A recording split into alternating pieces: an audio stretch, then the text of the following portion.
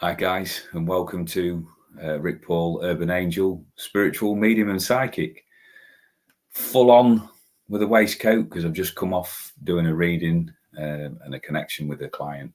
And I thought while I'm in here, I'll just utilise the opportunity to jump on here and do another excerpt, another chapter from my book, Graceful Thoughts.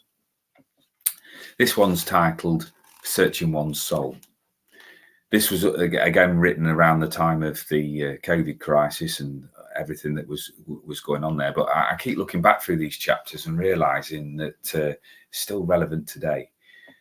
My passion on this channel is all about helping people with mental health, with blockages, anything like that that is blocking the spirit, blocking their energies to move forward.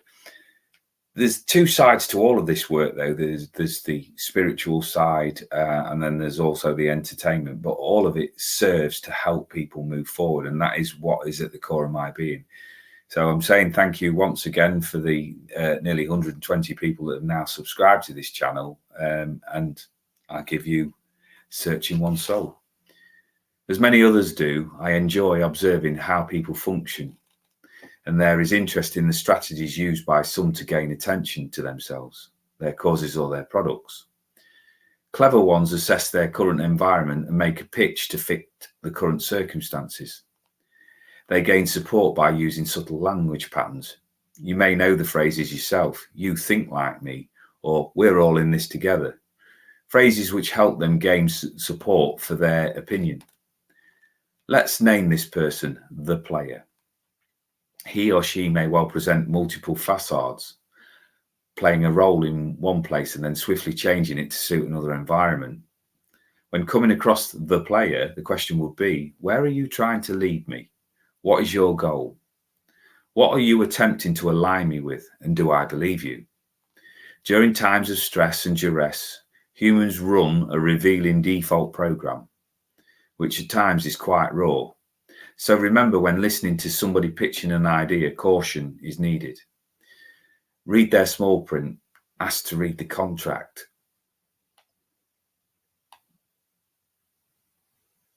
We do this by asking questions. Listen to the hidden messages. The introduction reveals recent observations about people. No matter what mask we wear, the role we play or core program keeps running until we decide to change it. In other words, many prefer to manipulate rather than be real. Beware, during times of difficulty and stress, a carefully polished veneer may well come off, and the person behind the facade will be revealed. And now we see if they are who they claim to be, and have they led by example? Do their words match their actions? Do we now see their private beliefs? During the exposure of true self, I doubt whether there will be many who accept reality. One aspect of my spiritual work is helping people find balance, seeking clarity and wisdom and making sense of my thoughts, then possibly write or talk about my discoveries to help people find self-empowerment. The payoff for me is that I can look at and face my true self by doing this work. I pride myself on an open and honest approach.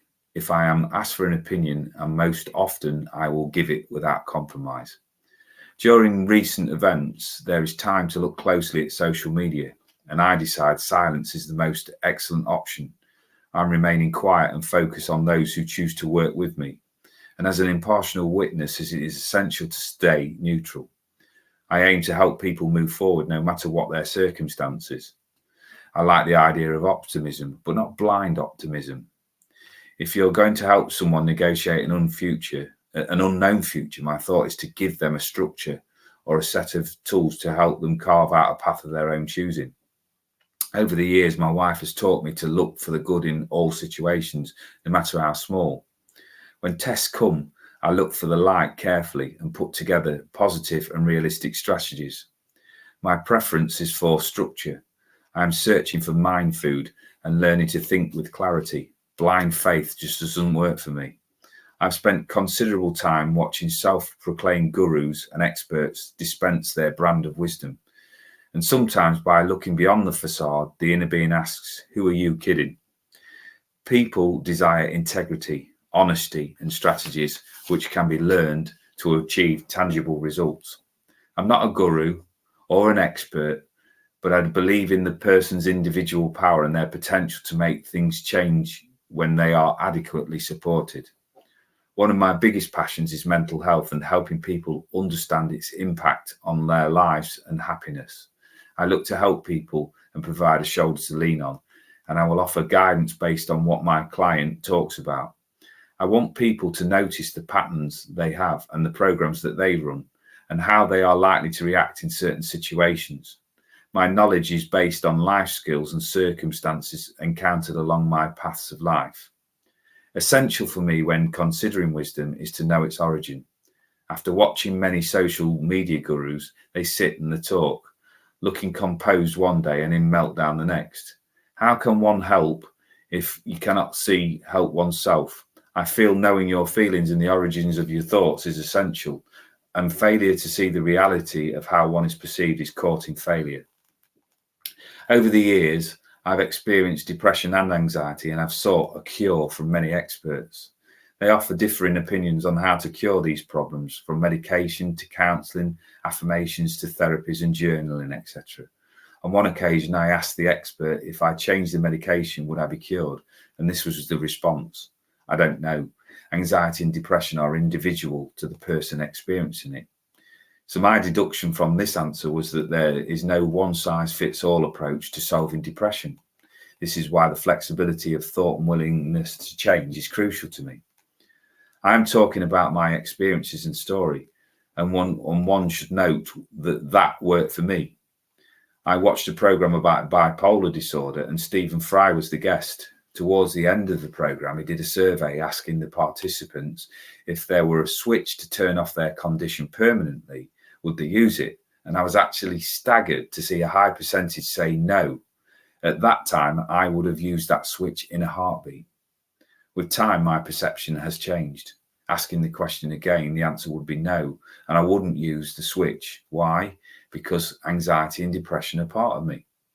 The two demons don't own or define me either. I no longer seek a cure as I realise my strange way of thinking helps me create alternative ways of approaching life.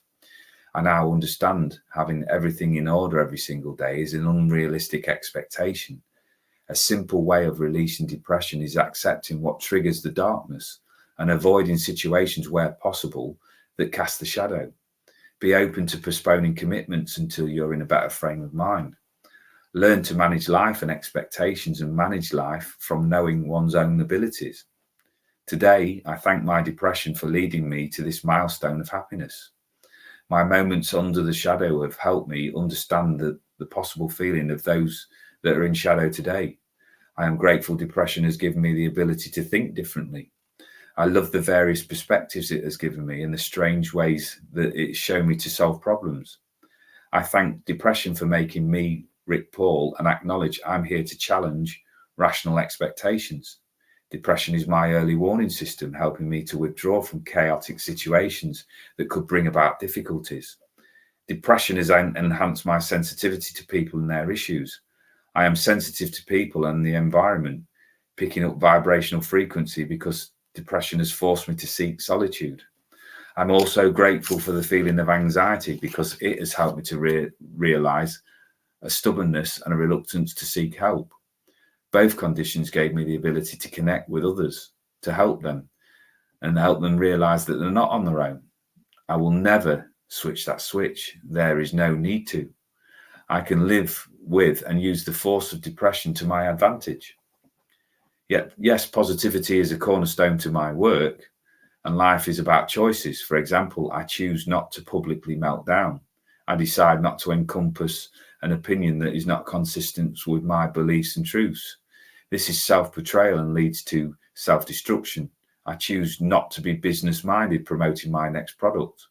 I am not a self-appointed guru or an expert. My choice is to guide and mentor, who intuitively speaks from the heart, who has no ulterior motives or agenda. A flexible way of thinking has taught me life is subject to change. One can be happy understanding how to work with and not fight against depression. One can choose to work towards success, not demand immediate results. And one can choose to turn a life round by degrees. knowing we have the strength to talk about our valid observation of people's actions and resisting the temptation to be just mental is a milestone, and one of the most effective ideas used to make a wise choice. If there is darkness within your daily life, I can guide you to make the choices that have helped people in the most challenging situations. And if you feel an alternative way of looking at life is also a choice, which can bring light into darkness, then there is hope. And if you choose to work with me, I will always suggest ways of change and forms of acceptance and methods to see a bright future. And you will always find my desire to inspire. Now, the thing is about desire to inspire, it can seem like a buzzword. It can seem like a catchphrase. But the whole idea around that was to help people understand themselves and be non-judgmental. How do I do that? Well, I listen to your story. I listen to your things that have happened.